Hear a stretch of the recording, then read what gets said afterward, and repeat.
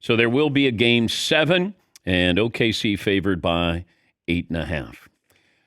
Let's bring in Jeff Teague, former champion with the Bucks. He's the head coach of Pike High School in Indianapolis, his alma mater. A couple, I think, an All-Star in 2015, former first-round pick of the Hawks. Great podcast, by the way. 5:20 in the morning. So Jeff Teague joins us on the program. What happened last night? Why did Indiana dominate? Club 520, I should say. Indiana played with a lot of energy. Like you said, the bench was fantastic. They've been fantastic all series, but they played with so much energy. You can tell that they really wanted to get that win last night. But when you go to the bench, like if you're a coach and you know your bench is your strength or one of your strengths, can you go to the bench too soon in a situation like that? Yeah, but I think that's what makes Indiana a great team. Like they can go to their bench early and they know they're gonna get some effective play. TJ Nash, if we call him TJ McConnell, he plays so well. I mean, he comes off the bench with so much energy, and he changed the dynamic of the game every time he steps on the floor. So when you know you have that bolt of energy coming off the bench, it's never too late to put him in. He gets paid to be annoying, doesn't he? Yeah, definitely. What's it like when you face that annoying guy, that hustle guy, never quits, high motor? Yeah, I mean, honestly, you kind of he kind of puts you on your toes a little bit. Like you know he's gonna come in with that energy. You got to protect the ball. So as soon as he checks in, you like, oh, here we go. Here come the Tasmanian devil. He's gonna be all over the floor. He's gonna be everywhere. And playing against him was annoying, but watching him play and probably like his teammates probably love him for sure. Explain the defense with the Pacers. We talk about OKC's defense, but you're turning, Shea had 8 turnovers. Yeah. I mean, that's not typical. So what happened last night that kind of turned them into a turnover machine? Indiana was flying around. They were on a string. And they're not known for being really a physical team throughout the regular season. But this playoffs matchups, they've been so physical and attacking the ball, and they're making Shea see bodies. I mean, Nimhard did a wonderful job last night staying in front of him, trying to make him make tough shots. But every time he would spin or go behind his back, it would be a second defender there. And they played a team defense last night. Miles Turner was big in the paint. It was just a overall great team effort. And now the pressure on game 7 on OKC, right? All on OKC. Uh, I mean, they play really well at home. We know that. But a couple of those shots missed early in that game, it could get a little spooky. I think the Pacers are playing with a lot of confidence. They really don't have anything to lose. Everybody expects them to lose on a game 7 on the road. So they're probably going to play free. I can imagine Tyrese Halliburton having a big game. I'm actually taking the Pacers in this game. Okay. All right. Did you have the Pacers from the beginning because Nope. you had OKC? Okay. Yeah, I had OKC. But I told some of the guys that on the podcast with me, if it made it to a game 7, I was going to take the Pacers just because I know the pressures that could be on in the game 7. Playing through an injury, Halliburton played, 23 minutes? Yeah. Because that kind of injury, you'd probably be missing games during the regular season. But For sure. you can't sit down, go back in, go sit down. Like it felt like Carlisle's going to go, I'll get as much as I can for as long as I can. Yeah. And I don't know if 3 days of rest, how that impacts that kind of injury, if at all. Probably not. I mean, he probably need a couple of weeks to get back healthy. But I just think that spirit, that toughness that he's playing through it, I think it went throughout the whole team. And you could see how they were playing. They were all connected. And it was like they had one goal to get to that game 7. And I think they kind of carried that energy over to game 7. I think the Pacers can take it. Jeff Teague, you won a championship with the Bucks in 2021, head coach of Pike High School in Indianapolis, his alma mater, and his podcast, Club 520. You tell great stories. You're not afraid to tell great stories. Give me the story that probably got the most reaction after you told it on your podcast. Probably the Jimmy Butler story. Jimmy Butler, he had a episode, I would say, during practice where he kind of went off on everybody, and he ended up playing us with like some of the guys from the G League and beating us and telling us about it. And I kind of told the backstory to it all, and then he got traded, so it was just a whole funny scenario. Wait, so He's taking names. Like he's going at you guys and bringing in guys to prove that he can. Doesn't matter who he has, he's going to beat you. Yeah, he wanted to get paid. And basically he was looking to get that extension and he didn't get the extension he wanted, so he came in and he was trying to wreck shop and he pointed out guys from the front office to the coaching staff to Damn. players on the team, and he just went at everybody. And he had a moment in practice, and he was he was killing. He was letting it be known. Is he crazy or calculated? Calculated. It's not crazy at all, but he's gonna get what he wants, and he's gonna go to whatever extreme measures he need to get what he wants. You ever play against a guy who made you a little nervous? That he was kind of crazy? Wasn't all there? Uh, yeah, Reggie Evans. He scared me a little bit. Why? I'm not gonna say he wasn't all there, but you could just he he was physical, and it just seemed like he wanted to smoke anytime. So I had a college teammate named James Johnson who plays for the Pacers in practice, and sometimes you wouldn't think he was all there, but he's very intelligent, very locked in. But he can get going a little bit. What was your welcome to the NBA moment? Welcome to the NBA. Nostro, I can't even say his name. Nostro Nesterovic Yeah. elbowed me in the nose for trying to dunk on him. That was my welcome to the NBA.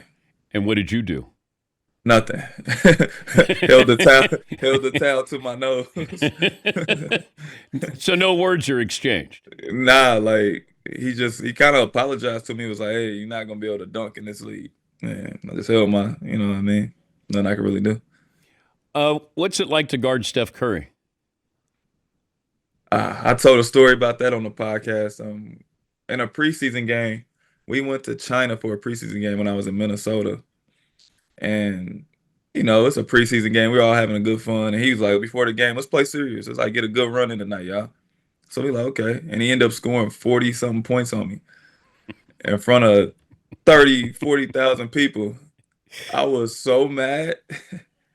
Like, if I could have fought Steph Curry, then I would have fought him. But nah, he's incredible. But when do you know? Like, is there any indication when somebody gets on one of those heaters and you just know it doesn't matter what you do?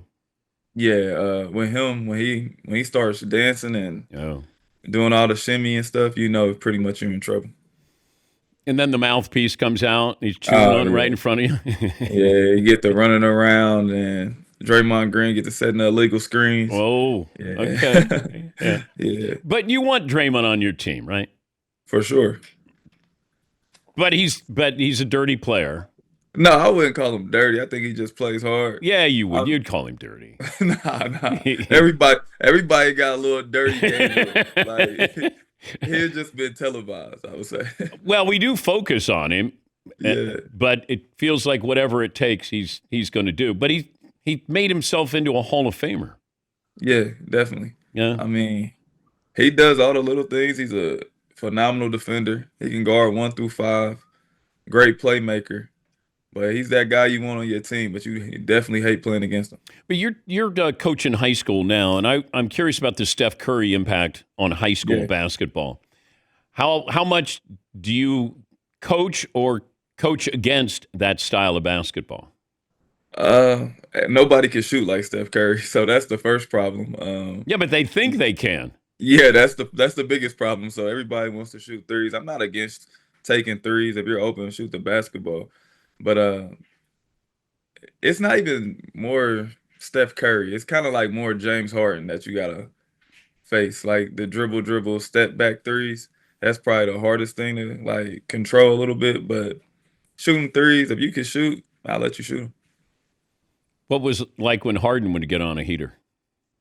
Oh, he was the hardest player to ever guard in the NBA besides Derrick Rose for me. Because you couldn't touch him. He can get to the foul line at will. He shoot that step back three, like I said. And man, he was incredible. When he was averaging like 35, 34 points a game, there's nothing you could really do with him. If Derrick Rose doesn't get hurt, Yeah. He's to me, if he doesn't get hurt, he's a top 5 point guard of all time. what made him special? His speed, quickness, his strength, and then his ability to make those floaters and tough shots.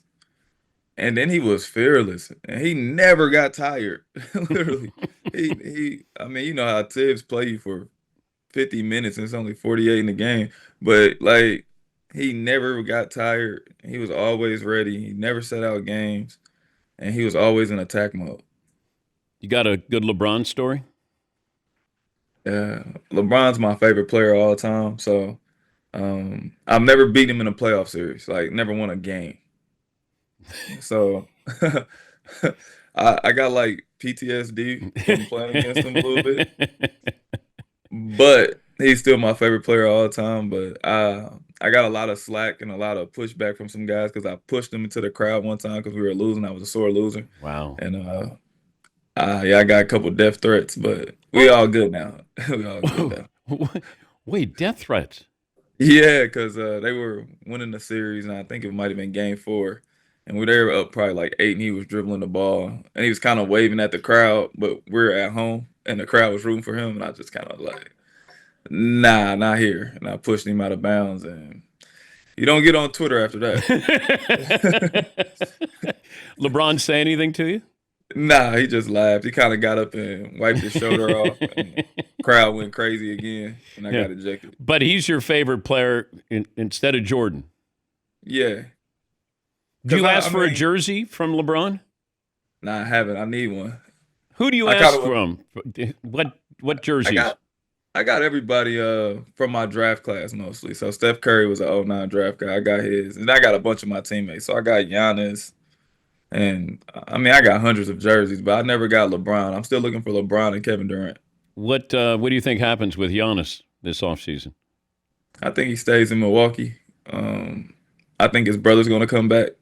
This is my theory. I think they're going to sign his brother back, and then they might sign the other brother that plays overseas. I think he just can bring his whole family over there. He like, hey, if I'm gonna stay here, I'm gonna have my whole family on the team. It feels like there's three teams interested in Durant. Where do you think he ends up? I hope he ends up with the Spurs. I know it's gonna take some willing and dealing to get it done, but that's where I hope he ends up with. Houston wouldn't be a bad place for him. I think they have a really exciting team, an up and coming team, and I know he has a relationship with Ma. So I wouldn't be surprised if he went there too, but I would like to see him with San Antonio. What is he, eighth on the all-time scoring list? Something like that? Incredible. Yeah, he's incredible. He doesn't tell if he doesn't tear his Achilles, he probably on his way to top five for sure. Top five in scoring? Yeah, easy. Is he a top 10 player of all time? On my list, yes. I think he's the best scorer that the NBA's ever seen. I mean, he's almost shooting 50, 40, 90 for his career at 7 foot, and he shoots a lot of jump shots. It's incredible. What's the scouting report? Just put a hand up. I was part of the game. I played maybe a minute when he had that 49, like 15 and 10 for Brooklyn during that playoff run. Yeah. And I think that's the series he had he stepped on the line after he made that tough shot. Yeah. Watching that game, I knew like he's incredible. There's nothing you can do. When he wants to score the basketball, he's gonna score the basketball. So you played 1 minute? Yeah, if I don't even remember if I got in that game, but if I did, it probably was 1 minute. I probably got scored on. So all you did is that's your defense for Durant is just put your hand up. Yeah, that's all you can really do because he's 7 foot. He shoots right over you. You just got to pray that he misses.